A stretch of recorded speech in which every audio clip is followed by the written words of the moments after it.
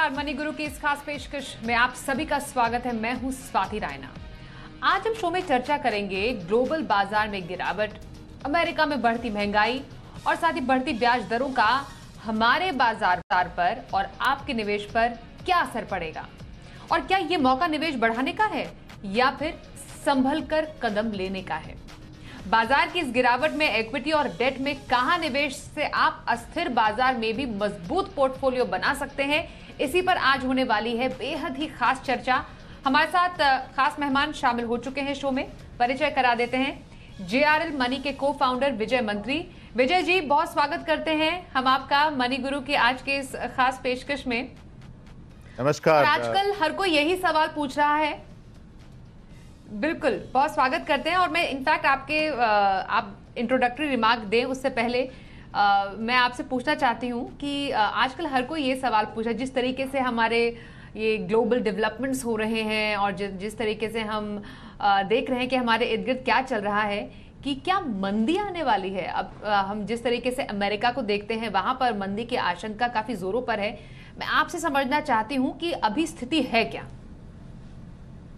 Economy of finance के अंदर जो नैरेटिव सेट करता है वो अमेरिका करता है। तो जो अमेरिका में हो रहा है, लगता है सब लोगों को लगता है कि वही दुनिया में हो रहा है, लेकिन भारत में ऐसा नहीं है। अमेरिका में मंदी आए नहीं आए किसी को पता नहीं है, क्योंकि मैं पिछले 30 साल के मेरे करियर में मंदी की बात मैं 50 बार सुन चुका हूँ, लेकिन मंदी आई 3 टाइम ही है, खाली है 3 या 4 टाइम आई है। तो अमेरिका में हो सकता मंदी आए, लेकिन हिंदुस्तान में कोई मंदी नहीं है। ओके, चलिए ये क्लियर है। हम अमेरिका की सिचुएशन को भारत में अभी रखकर नहीं देख सकते हैं, और उसके बहुत सारे रीजंस क्या हो सकते हैं ये हम आपसे एक एक करके अब विजय सर समझेंगे भी। अभी जिस तरीके से हम स्थिति देख रहे हैं अमेरिका में, ब्याज दरें आसमान पर है, महंगाई बढ़ चुकी है, लगभग 4 गुना महंगाई बढ़ चुकी है। पिछले कई सालों के बाद इतना ज्यादा बेतहाशा महंगाई बढ़ी है। उसके चलते यहां पर शायद अमेरिका में कह रहे हैं कि उसका बहुत ज्यादा स्कोप है मंदी में जाने का। लेकिन ये महंगाई बढ़ी क्यों? क्योंकि जानकार बताते हैं कि जिस तरीके से रूस और यूक्रेन का तनाव लगातार चलता जा रहा है, पोस्ट कोविड साइड इफेक्ट्स भी हैं और बहुत सारे इसके माइक्रो और माइक्रो इकोनॉमिक फैक्टर्स हैं जो इर्द गिर्द हमारे हैं। लेकिन क्या उसके अंदर भी, उस परत के अंदर भी कोई एक बहुत बड़ी वजह है जिसकी वजह से ये महंगाई बढ़ी है? एकदम सही बोला आपने। और अमेरिका में जो महंगाई 2-3% होती थी वो करीब 8% हो गई है। तो हिंदुस्तान में तो हम 6 से 8% की महंगाई बर्दाश्त करते आ रहे हैं। एक्चुअली इनफैक्ट 70s में तो महंगाई 20% के आसपास थी इंडिया में, और इवन इन 2008-9 में करीब 10-11% महंगाई की दर थी, 8 से 10%। तो हमारे लिए कोई नई बात नहीं है, क्योंकि अभी हम ग्रोइंग इकोनॉमी है। यूएस के अंदर महंगाई का दर जो 2-3% होता था वो 8% हो गया है। इसका मतलब करीब करीब 4 गुना ज़्यादा उनको महंगाई का सामना करना पड़ रहा है। और जो यूक्रेन और चाइना का या कोविड का रीजन दिया जाता वो खाली एक सरफेसी रीजन है, मतलब एक सतही रीजन है। रियल डीप रीजन ये है कि पिछले 30-40 सालों में चाइना ने पूरी दुनिया को सस्ते और सस्ती चीज़ें प्रोड्यूस करा के दी, ग्लोबल स्केल के पे करा के दी, कम दामों पे करा के दी। तो उसकी वजह से पिछले 30-40 सालों में एक हमको एबनॉर्मल सिचुएशन दिखा, जहां विकास तो हो रहा था लेकिन महंगाई इतनी ज़्यादा नहीं थी। एक तो वो कारण है। पोस्ट कोविड हर देश अपने देश के अंदर कुछ न कुछ खुद ही प्रोड्यूस करना चाहता है, एक ये कारण है। और दूसरा कारण है कि पिछले कुछ सालों में ईएसजी, इन्वायरमेंट एंड गवर्नेंस के ऊपर इतना प्रेशर रहा है, उसकी वजह से, इन्वायरमेंट की वजह से जो डर्टी इंडस्ट्रीज है, सो कॉल्ड डर्टी इंडस्ट्री, जैसे आप फॉसिल फ्यूल हो गया, ऑयल, गैस, एनर्जी, मेटल्स, इनके ऊपर इन्वेस्टमेंट जाना ही बंद हो गया। तो ऐसा नहीं कि इन प्रोडक्ट की डिमांड तो कम नहीं हुई, लेकिन यहाँ न्यू कैपेसिटी आना बंद हो गया। डेवलप वर्ल्ड में तो ऑलमोस्ट बंद हो गया। तो क्या हुआ? गैस के दाम बढ़ गए, ऑयल के दाम बढ़ गए, मेटल्स के दाम बढ़ गए।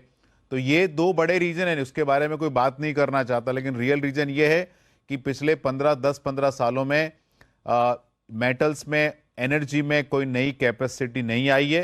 ये यूक्रेन तो खाली एक ट्रिगर था, बट मेन रीजन 2 है, चाइना और ये ईएसजी और क्लीन एनर्जी की तरफ जो ड्राइव था वो बहुत बड़ा कारण है मेरे हिसाब से, और ये जाने वाला नहीं है, लेकिन एक ऑप्टिकल इल्यूजन हो जाएगा 1 साल बाद। जो चीज़ आपको आज 100 रुपये में 1 साल पहले 100 रुपये में मिल रही थी, अभी 120 में मिल रही है, तो आपको लगता है 20% इन्फ्लेशन है। अगले साल वही चीज़ आपको 121 रुपये के अंदर मिलेगी, तो आपको इन्फ्लेशन बहुत कम दिखेगा, लेकिन चीज़ों के दाम 121 रुपया हो गया। तो इन्फ्लेशन और दाम दोनों में बहुत बड़ा फर्क होता है। बिल्कुल। विजय जी, ये बात समझना जरूरी है कि जो आपने शुरुआत में बोला कि क्योंकि लोग कि जो अभी दुनिया में हो रहा है उसका असर भारत पर कम क्यों हो सकता है, क्या उसकी वजह हो सकती है? एक तो भारत मतलब जो मैं अमेरिका आपको में बताऊं, ब्याज दरें बढ़ रही है, बिल्कुल इसका मैं कारण बताता हूं कि एक तो भारत ने ये खराब क्यों नहीं है भारत के लिए? ये खराब इसलिए नहीं कि पहले तो भारत ने कुछ खास करेंसी प्रिंट नहीं की, ग्लोबल वर्ल्ड करेंसी प्रिंट कर रहा था, क्योंकि वहां डिमांड नहीं थी, इसलिए करेंसी प्रिंट करके डिमांड क्रिएट की जा रही थी। इस बार क्या, वो डिमांड का पैसा पिछली बार तो इकोनॉमी के अंदर जाता था, इस बार वो काफी पैसा क्रिप्टो में चला गया, प्राइवेट इन्वेस्टमेंट में चला गया, लॉस मेकिंग कंपनीज में चला गया, और बहुत कम पैसा एक्चुअल डिमांड क्रिएशन में गया। इंडिया में डिमांड क्रिएशन का इतना बड़ा प्रॉब्लम नहीं है, इंडिया ने करेंसी प्रिंट नहीं किया। आप ये देख लें, 1987 की एशियन क्राइसिस देख ले, तब भी इंडिया में तकलीफ नहीं आई थी। 2008 की ग्लोबल फाइनेंशियल क्राइसिस देखें, तभी इंडिया में मॉर्टगेज के ऊपर कोई प्रॉब्लम नहीं आया था। और अभी भी देखें तो सेंट्रल गवर्नमेंट ने, गवर्नमेंट ऑफ इंडिया ने इतना प्रिंटिंग और एक्चुअली कुछ भी प्रिंटिंग नहीं किया था। यूएस ने बहुत बड़ा प्रिंटिंग किया था, इसलिए यूएस के अंदर बड़ा चैलेंज है। इंडिया में एक्चुअली इन्फ्लेशन का बड़ा चैलेंज नहीं है, इंडिया में राइजिंग इंटरेस्ट रेट का बड़ा चैलेंज नहीं है। ऑन द कॉन्ट्रेरी, इंडिया में राइजिंग इंटरेस्ट रेट इंडियन लोगों के लिए, भारतीय लोगों के लिए ज़्यादा खराब चीज़ नहीं है। हो सकता है काफ़ी लोगों के लिए ये बहुत पॉजिटिव चीज़ रहे। लेकिन इसका असर हम अलग अलग पोर्टफोलियो पर कैसे देखते हैं, इस लिहाज से कि बढ़ती दरों का भारत पर कम या लोगों के पोर्टफोलियो पर कम असर क्यों नजर आता है, बनस्पत इसके कि जब हम अमेरिका में देखें या वहां पर उनके निवेश के पोर्टफोलियो को देखें, वहां पर जबरदस्त इंपैक्ट उनके पोर्टफोलियो पर बढ़ती ब्याज दरों का नजर आ रहा है या आएगा? उसका रीजन है कि अमेरिका के अंदर इंटरेस्ट रेट से डिमांड का डायरेक्ट कोरिलेशन है, क्योंकि काफ़ी लोग वहाँ क्रेडिट कार्ड के ऊपर रहते हैं, मॉर्गेजेस पे रहते हैं, और बहुत फ्लोटिंग रेट इंटरेस्ट रेट है। जरा सा इंटरेस्ट रेट बढ़ा तो उनका जो मंथली या कोई वीकली आउटफ्लो है उस पर इम्पैक्ट होता है। इंडिया में ऐसा नहीं है, इंडिया में काफ़ी कम लोन के ऊपर अपनी ज़िंदगी जीते हैं। We are a nation of savers. एक तो ये यहाँ बहुत बड़ा कारण है। दूसरा, यूएस के अंदर बहुत ज़्यादा पैसा लोगों का इक्विटी मार्केट के अंदर रहता है, तो वहाँ जरा सा भी फ्लक्चुएशन होता है तो उनकी वेल्थ के ऊपर इम्पैक्ट आता है, तो एकदम दिखता है लोगों को। इंडिया में इक्विटी कंपोनेंट हमारे टोटल फाइनेंशियल वेल्थ का 5% के ऊपर भी नहीं है, तो यहाँ कुछ फर्क नहीं पड़ता। तीसरा, जब ब्याज दरें बढ़ती है तो बॉन्ड पोर्टफोलियो पे नुकसान होता है। अमेरिका में जो डेट का पैसा है वो बहुत ज़्यादा पैसा बॉन्ड पोर्टफोलियो में रहता है, 10 ईयर, 5 ईयर, 3 ईयर बॉन्ड्स में रहता है। इंडिया में जो डेट का पैसा है वो बहुत बड़ा पैसा तो बैंक एफडीज में रहता है, उसके बाद वो पैसा रहता है ईपीएफओ के अंदर, पीपीएफ के अंदर, इंश्योरेंस के अंदर, कॉन्ट्रेक्चुअल गवर्नमेंट सेविंग जैसे एनएससी, किसान विकास पत्रा, postal scheme, bank FDs, companies FD में रहता है। मार्केट लिंक्ड बॉन्ड के अंदर बहुत कम पैसा रहता है इंडिया के अंदर, इसलिए राइजिंग इंटरेस्ट रेट का उल्टा ऑन द कॉन्ट्री ज़्यादा पॉजिटिव असर पड़ता है। जैसे आपको बताऊं, मैं म्यूचुअल फंड की टोटल एसेट है उसका करीब करीब 50% डेट म्यूचुअल फंड है, करीब करीब 13.5-14 लाख करोड़ रुपए के आसपास debt pure debt mutual fund है। उसमें से 76% तो शॉर्ट ड्यूरेशन के बॉन्ड्स हैं, 1 दिन से लेके 1 साल के बीच के, 15-16% मीडियम टर्म है, 6% टारगेट मैच्योरिटी फंड है। Long dated fund total portfolio का म्यूचुअल फंड में खाली 2% ही है। तो अगर इंटरेस्ट रेट जैसा हमने देखा पिछले 2-3 महीने में बढ़ गया है, तो लिक्विड फंड का रिटर्न जो 3% था अभी 5% पहुंच गया है। अल्ट्रा शॉर्ट टर्म का जो 4% था 5.5% पहुंच गया है। बैंक एफडी का इंटरेस्ट रेट धीरे धीरे रिप्राइज होने वाला है, तो जो 5% की एफडी मैच्योर होगी अभी 6% पे रिन्यू होगी, तो जो इंडियंस का जो बॉन्ड से जो डेट से रिटर्न आने वाला है वो करीब करीब 20% से 40% रिटर्न बढ़ जाएगा एब्सोल्यूट टर्म में। तो इंडियन इन्वेस्टर को इसका कोई बड़ा प्रॉब्लम मुझे नहीं दिखता है। ओके, तो आने वाले समय में निवेश आपका और आकर्षक होने वाला है। डेट और इक्विटी में कहाँ मौके आपके लिए बनेंगे, इस पर भी हम विजय जी से समझेंगे। लेकिन लोग यही जानना चाहते हैं कि बाजार में ये करेक्शन का दौर कब खत्म होगा, कब तक हम देखेंगे कुछ इसी तरीके से बाजार कभी नरम कभी गर्म होंगे, और जो ग्लोबल बाजार से हमारे भारतीय बाजार भी अछूते नहीं रहते हैं, वो जो पूरा एक दौर है बाजार का, वो कब जाएगा? अगर इसको थोड़ा कुछ डेटा के जरिए समझाए तो शायद और दिलचस्प हो जाए विजय जी। हाँ बिल्कुल, हम देख सकते हैं। और देखिए, मुझे तो लगता है कि बड़ा करेक्शन बाजार का हो गया। अगर आप ईयर 2000 देखें, 2008 देखें या 2020 का दौर देखें, कोविड के टाइम का, जो मार्केट में करेक्शन हुआ, अर्निंग ड्रॉप हुई, मतलब कंपनियों के मुनाफे घटे। तो अगर हम 2008 का नाम ले तो 2008 में मार्केट 55% गिरा, लेकिन 30% के ऊपर तो कंपनियों के मुनाफे गिरे, तो चेंजेज इन वैल्यूएशन 25% के आसपास हुआ। 2020 के अंदर जो मार्च के अंदर बाजार गिरा 35% के आसपास, उसमें 20% के आसपास तो कंपनियों के मुनाफे गिरे, तो वैल्यूएशन करेक्शन 15% था।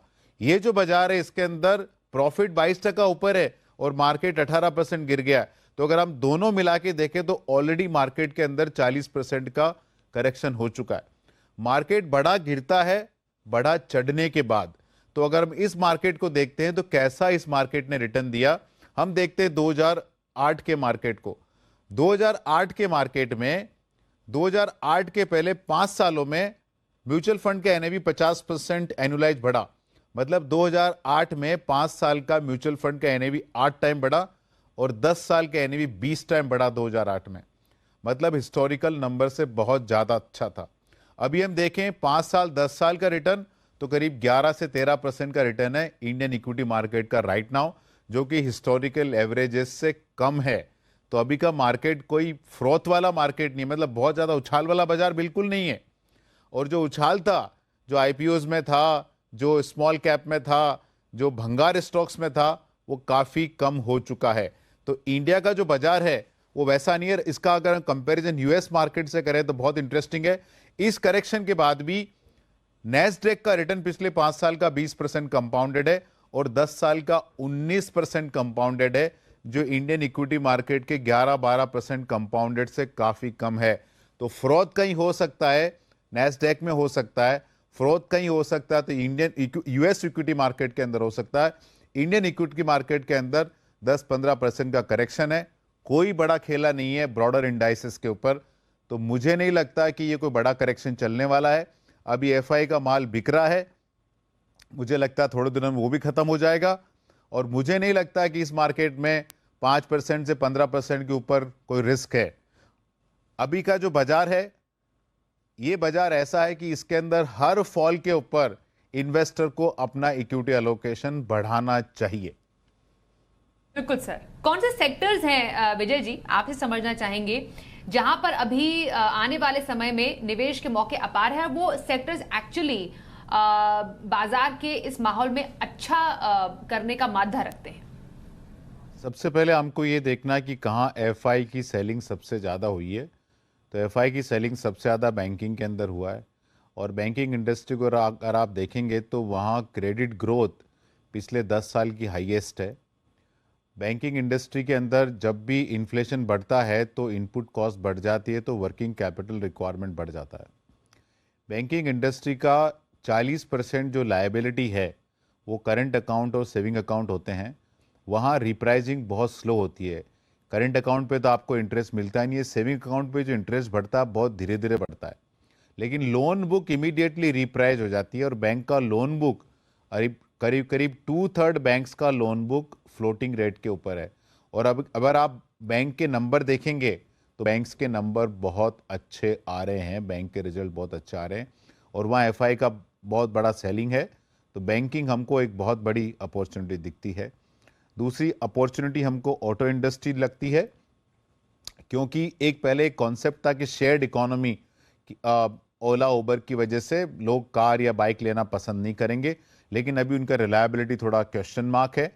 उसके अलावा टू व्हीलर का जो एजिंग है इंडिया में, कि कितने साल के पुराने टू व्हीलर हो गए, वो 1995 में 5 साल के ऊपर थे, उसके बाद वो घटता गया क्योंकि लोग नई बाइक जल्दी जल्दी लेने लग गए।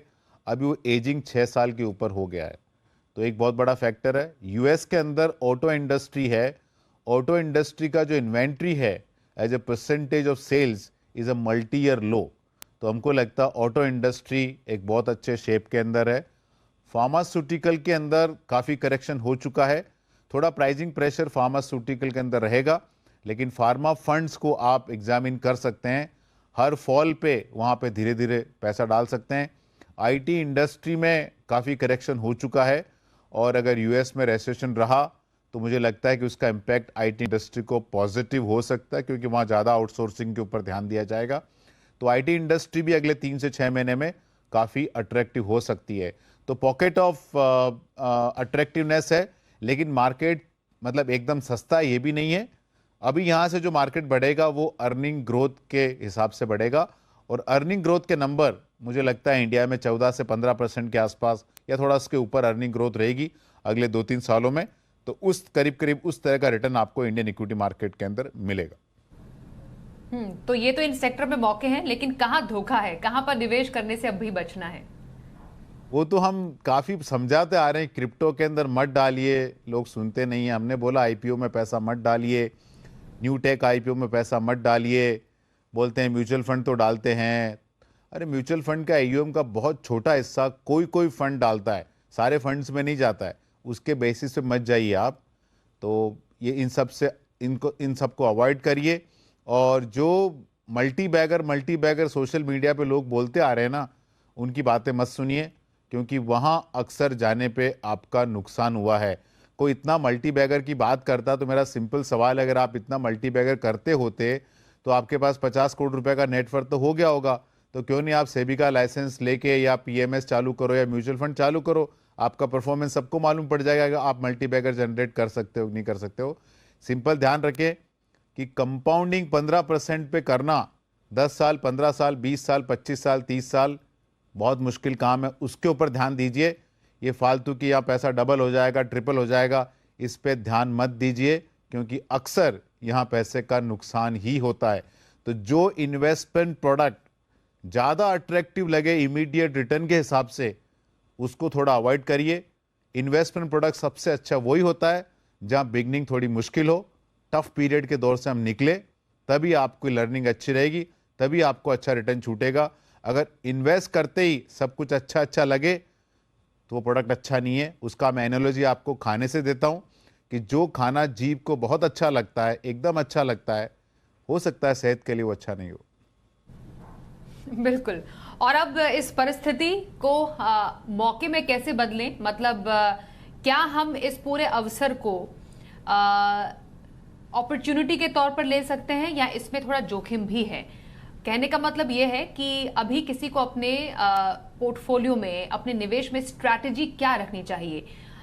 इक्विटी में क्या स्ट्रैटेजी रखें, डेट में क्या स्ट्रैटेजी रखें, कहां पर पैसा बनेगा? इक्विटी में तो इन्वेस्टर को अपना डायरेक्ट स्टॉक्स का पोर्टफोलियो खाली कर देना चाहिए, क्योंकि लीडरशिप मार्केट की चेंज हो रही है। आपको जान के आश्चर्य होगा कि आईटीसी का मार्केट के बजाज फाइनेंस से ज़्यादा हो गया। अगर ये 6 महीने पहले कोई बात करता तो लोग हंसते थे। और एक नॉर्मल इन्वेस्टर का आदत होता है कि एक दफे स्टॉक ले लिया मैं तो बेच देता है, और उसके दाम कभी नहीं आते। ऐसा नहीं कि लिया हुआ बढ़ता था और बाद में एंड में नुकसान में रहता है। तो डायरेक्ट स्टॉक्स का पोर्टफोलियो बिल्कुल अवॉइड करें, लाइट करें उसको रीस्ट्रक्चर करें। इक्विटी म्यूचुअल फंड का रूट अपनाएं, हर फॉल के अंदर पैसा डालें। फिक्स इनकम साइड में पिछले 1-1.5 साल में इंटरेस्ट रेट करीब 1.5% से 2% मार्केट में बढ़ गया है, लेकिन बैंक की एफडी नहीं बढ़ी है।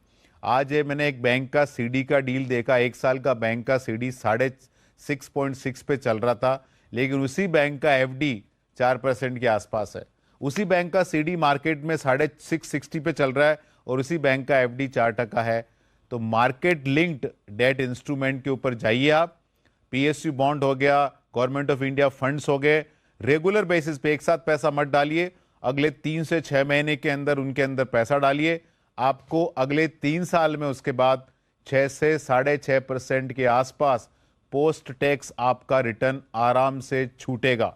और इक्विटी में हर फॉल पे आप पैसा डालते रहिए। ये तो हम मान लेते हैं कि एक जो मौजूदा निवेशक है उसके लिए आपने एक स्ट्रैटेजी तैयार कर दी कि अभी इस बाजार में करना क्या है। जो एक बिल्कुल नया निवेशक है विजय जी, जो कि बाजार की इस गिरावट का फायदा भी लेना चाहता है और थोड़ा डर में भी है कि अभी क्या एक्चुअली एंट्री करनी चाहिए कि नहीं। ऐसा भी लीग ऑफ इन्वेस्टर्स हैं जो कि अभी म्यूचुअल फंड की दुनिया से दूर हैं लेकिन उसका मजा लेना चाहते हैं, उनके लिए क्या स्ट्रैटेजी रहेगी? तो उनके लिए सबसे सेफ स्ट्रेटेजी बोलता हूं कि आप चाहे आपका पैसा टैक्स फ्री बॉन्ड में है या आपका किसी भी डेट प्रोडक्ट के अंदर एफडी में है, डेट म्यूचुअल फंड में, वहां पैसा रखे और जो आपका इंटरेस्ट आ रहा है वो खाली आप इक्विटी में ट्रांसफर करें। आपका प्रिंसिपल सेफ है और जो इक्विटी में पैसा ट्रांसफर कर रहे हैं उससे आपका गेन अच्छा बन जाएगा। एक तो ये स्ट्रेटेजी अडॉप्ट कर सकते हैं। दूसरा, म्यूचुअल फंड में इक्विटी सेविंग प्रोडक्ट एक कॉन्सेप्ट है जिसके अंदर इक्विटी एलोकेशन करीब 15-16% के आसपास ही रहता है। काफ़ी म्यूचुअल फंड के वो प्रोडक्ट है, वो करीब करीब 6 से 7% एनुअल रिटर्न टारगेट करते हैं पोस्ट टैक्स।